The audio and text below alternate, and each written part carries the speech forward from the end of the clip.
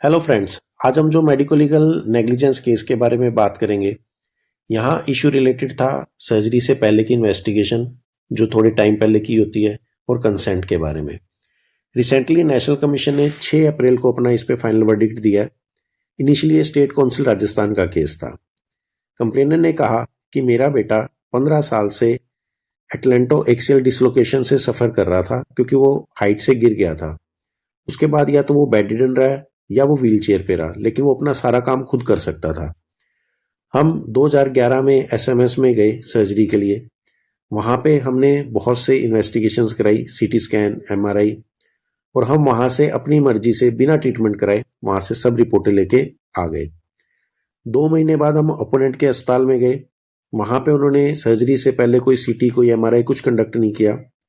कुछ ब्लड के टेस्ट कराए, एक्सरे कराए, और इन्होंने कुछ हमसे साइन लेके सर्जरी कंडक्ट कर दी।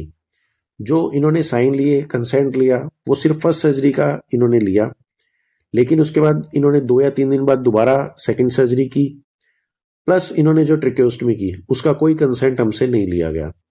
और सर्जरी के बाद हमारे बच्चे की हालत और ज़्यादा खराब हो गई। और जब हम कॉस्ट फैक्टर हम इतना नहीं उठा सके, तब हम वहाँ से लामा ले गए। वहाँ पे हमारा बच्चा वेंटिलेटर पे रहा और फाइनली एक्सपायर्ड हो गया, क्योंकि डॉक्टर्स की नेग्लिजेंस थी। तो इन्होंने कंपनसेशन अराउंड 94 लाख डिमांड की। डिफेंस में डॉक्टर्स ने कहा कि पेशेंट को लंबे टाइम से ये प्रॉब्लम थी, और सीटी और एमआरआई जो थे वो हमने रिव्यू किए सर्जरी से पहले की, तो वो जस्ट 1-2 महीने पुराने थे एसएमएस के।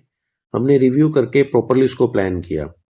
नेक की जो मूवमेंट्स है वो सडन मूवमेंट्स क्वाड्रिप्लीजिया कर सकती है इन एएडी के केसेस में, और 15 साल तक इन्होंने प्रॉपरली मैनेज नहीं किया। सर्जरी जो है वो क्वालिफाइड न्यूरोसर्जन ने की है और प्रॉपर फैसिलिटी के अंदर की है, तो कहीं भी हमने कोई गलती नहीं की है। हमने प्रॉपर इन्फॉर्म कंसेंट लिया सर्जरी से पहले, उसके बाद ही सर्जरी की है। जब पेशेंट को प्रॉपर केयर की जरूरत थी, न्यूरोलॉजिकल केयर की, उस टाइम वो डिस्चार्ज ऑन रिक्वेस्ट लेके चले गए। उसके बाद वो दूसरे हॉस्पिटल में ट्रीटमेंट कराते रहे, जो हमारे पास कभी ये वापस ही नहीं आए। तो जो दूसरे हॉस्पिटल का ट्रीटमेंट है वो भी ये कंसील कर रहे हैं फैक्ट्स को हाइड करने के लिए, इसलिए इन्होंने उसको भी पार्टी नहीं बनाया। स्टेट काउंसिल में जब ये केस चला, इन्होंने देखा ठीक है ये हॉस्पिटल 5 स्टार फैसिलिटी दे रहा है और चार्जेस भी बहुत ज़्यादा है, आपने 6 लाख रुपीज जस्ट 4 दिनों में चार्ज किए। कहीं ना कहीं जो डेथ हुई है वो इरेगुलरिटी इन सर्जरीज है, जैसे कि आपने प्रॉपर कंसेंट फर्स्ट सर्जरी का तो लिया है, लेकिन सेकंड सर्जरी का या ट्रेकेओस्टमी का कंसेंट आप प्रोड्यूस नहीं कर रहे हो। पेशेंट जो है दूसरे हॉस्पिटल में वेंटी वाली एम्बुलेंस में गया है, और दूसरे हॉस्पिटल के एडमिशन डॉक्यूमेंट और डिस्चार्ज डॉक्यूमेंट पे ये लिखा गया कि एडमिशन से पेशेंट वेंटिलेटर पे था, हम वीन ऑफ नहीं कर पाए, और ये हमेशा वेंटिलेटर पे रहा, फाइनली ही डाइड। तो पेशेंट ठीक होके नहीं गया, पेशेंट आपके वहां से कॉस्ट फैक्टर के कारण वेंटिलेटर पे ही गया, और इन्होंने ultimately 50 lakh rupees compensation award कर दी। एग्रीव्ड होके डॉक्टर्स नेशनल कमीशन में गए एंड हॉस्पिटल भी। उन्होंने कहा जो उनका बेस था कि एक नॉन कॉम्प्लिकेशन है, हमने प्रॉपरली कंसेंट लिया। सब कुछ समझने के बाद उसके अटेंडेंट्स ने, फादर ने हाँ की, तभी हमने सर्जरी की। उसके बाद ये लामा ले गए, हमें प्रॉपरली ड्यूटी ही नहीं करने दी, और इन्होंने कोई ऐसा मेडिकल एविडेंस प्रोड्यूस नहीं किया है जो कह रहा हो कि डॉक्टर यहाँ पे गलत है। तो रेस इप्सा लिक्वेटर यहाँ एप्लीकेबल ही नहीं होती। तो जो स्टेट कमीशन ने डिसीजन दिया वो गलत है, तो आप इस डिसीजन को दोबारा चेंज करें। जब इस केस पे दोनों तरफ से डिस्कशन हुआ, तो उस टाइम जो नेशनल कमीशन ने ऑब्जर्व किया कि पेशेंट की जो पावर है वो 4/5 थी एडमिशन पे, तो ऐसा कोई इमरजेंसी नहीं थी कि आप उन्हीं इन्वेस्टिगेशन पे करें। जब इतनी सीरियस सर्जरी आप कर रहे हो तो आपने इन्वेस्टिगेशन दोबारा क्यों नहीं कराई। जो सीटी स्कैन हुआ है सर्जरी के बाद, उसमें लिखा गया ऑस्टियोफाइट्स C3 C4 पे नोटेड है, और ये सेम चीज सर्जरी के बाद एमआरआई में भी कंफर्म हुई, जो पहले नहीं थी। तो ये ऑस्टियोफाइट्स स्पाइनल कॉर्ड में कहां से आए, तो कहीं ना कहीं इन्हीं ऑस्टियोफाइट्स स्पाइनल कॉर्ड में आने के कारण ये बेसिकली प्रेशर डाल रहे थे, जो आप कह रहे हैं कि भाई बाद में प्रेशर आ रहा है। आपने बहुत ही हाई डोज स्टेरॉइड दिए हैं, उसके लिए भी कंसेंट नहीं लिया है, और कंसेंट जो है वो मेनली सिर्फ फर्स्ट सर्जरी के लिए है, सेकंड और ट्रेकेओस्टमी के लिए नहीं है। सर्जरी के थोड़े टाइम बाद ही लंग कोलैप्स था। जो एक्सरे में सर्जरी से पहले आपने कराया उसमें दोनों तरफ के लंग एक्सपेंडेड थे, और ये लंग कोलैप्स लास्ट तक जब तक पेशेंट डेथ नहीं हुई है तब तक रहा है। तो इवन जो लिटरेचर डॉक्टर्स ने और पेशेंट ने प्रोड्यूस किया उसके हिसाब से पोस्टीरियर स्टेबलाइजेशन होना चाहिए था न्यूट्रल पोजीशन में, लेकिन डॉक्टर्स ने इसको एक्सटेंडेड पोजीशन में किया, जिसके कारण सर्वाइकल कोड की बहुत ज्यादा सीवियर कंप्रेशन हुई।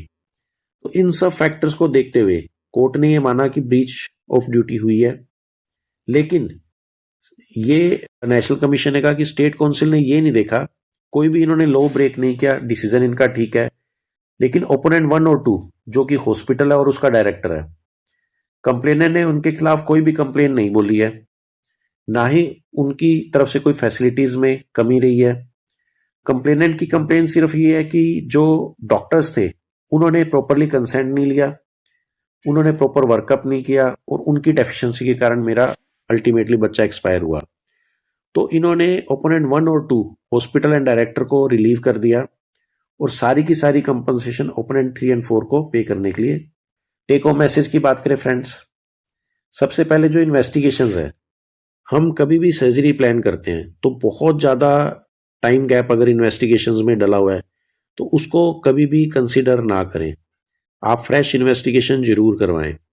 अगर आप उन इन्वेस्टिगेशन पे रिलाई करते हैं तो ये एक जैसे भी लेटेस्ट डिसीजन हुआ है, अगर आप करते हैं, कई बार बहुत बार हम पेशेंट की कॉस्ट कटिंग करने की सोचते हैं कि इससे शायद इसका खर्चा बच जाए, लेकिन अगर कोई मिसहैप होता है तो वहां पे आप गलत ठहराए जा सकते हैं। तो कभी भी इन्वेस्टिगेशन में कॉम्प्रोमाइज ना करें, इन्वेस्टिगेशन जरूर करवाएं, स्पेशली सीटी एमआरआई जैसी इन्वेस्टिगेशन जहां पे आपका डायग्नोसिस टोटली टिका हुआ है।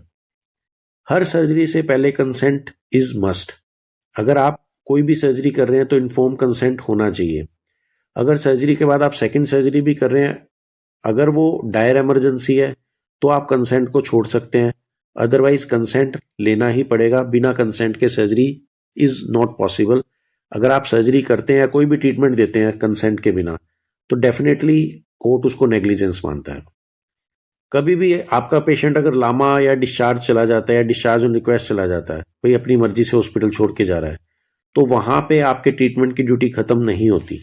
या तो पेशेंट की बिल्कुल पेशेंट ठीक है तो आपकी ड्यूटी खत्म होती है, अगर पेशेंट लिंगर ऑन होता रहता है या उसमें कोई ऐसे प्रॉब्लम आती है तो वहां पे आपको नेग्लिजेंस ठहराया जा सकता है। थैंक यू फ्रेंड्स, अधिक जानकारी के लिए आप हमारी वीडियो के नीचे अपने कमेंट्स डाल सकते हैं, हमारे व्हाट्सएप नंबर पे अपनी आपकी कोई क्वेरी है तो पूछ सकते हैं। इस वीडियो को अधिक से अधिक शेयर और सब्सक्राइब करें ताकि लॉ के वर्ड हर डॉक्टर को पता हो और वो अपने आप को लॉ के साथ अपडेटेड रख सके। Thank you friends.